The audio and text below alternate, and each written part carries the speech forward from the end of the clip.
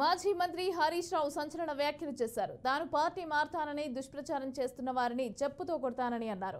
ఏక్నాథ్ షిండే నేను కాదు, సీఎం రేవంతే.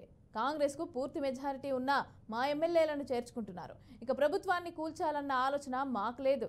కాంగ్రెస్ సర్కారు 5 ఏళ్లు ఉండాలని కోరుకుంటున్న రేవంత్ అన్ని హామీలు నెరవేర్చి తమకంటే ఎక్కువ పేరు తెచ్చుకోవాలి అని ఆయన అన్నారు.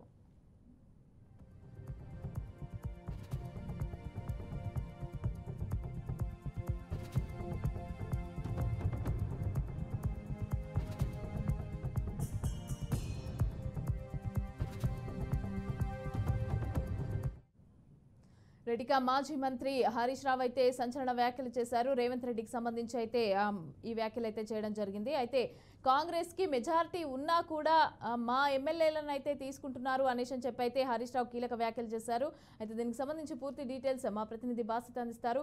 బాసిత్, ఈ వ్యాఖ్యలు ఎందుకు చేయాల్సి వచ్చింది? అలాగే కాంగ్రెస్ పైన ఎందుకు ఈ విధంగా అయినటువంటి వ్యాఖ్యలు, రేవంత్ రెడ్డి పైన కూడా ఈ విధమైనటువంటి వ్యాఖ్యలు ఎందుకు చేయాల్సి వచ్చింది? ఏ సందర్భంలో చేశారు? అసలు ఏంటి?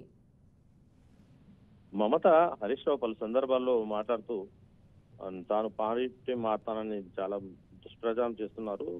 అలాంటి వ్యక్తులను నేను చెప్పుతో కొడతాను. అదే విధంగా నేను నా వ్యక్తిత్వాన్ని కాపాడుకోవడానికి, నా వ్యక్తిత్వం కోసం నేను ఏక్నాథ్ షిండేగా మారను. నా క్యారెక్టర్ని కాపాడుకోవడానికి నేను పనిచేస్తాను. 24 ఏళ్ల నా రాజకీయ ప్రస్థానం ఒకటే పార్టీ ఒకటే ఉంటుంది. రేవంత్ రెడ్డి లాగా నేను పార్టీలు మారే వ్యక్తిని కాదని చెప్పి సంచలన వ్యాఖ్యం చేయడం జరిగింది. ఎవరైనా నా పైన తప్పుడు వ్యాఖ్యలు చేస్తే వారిని చెప్పుతో కొడతాను అని చెప్పి సంచలనమైన వ్యాఖ్యలు చేయడం జరిగింది Mamata. Right, thank you Basit.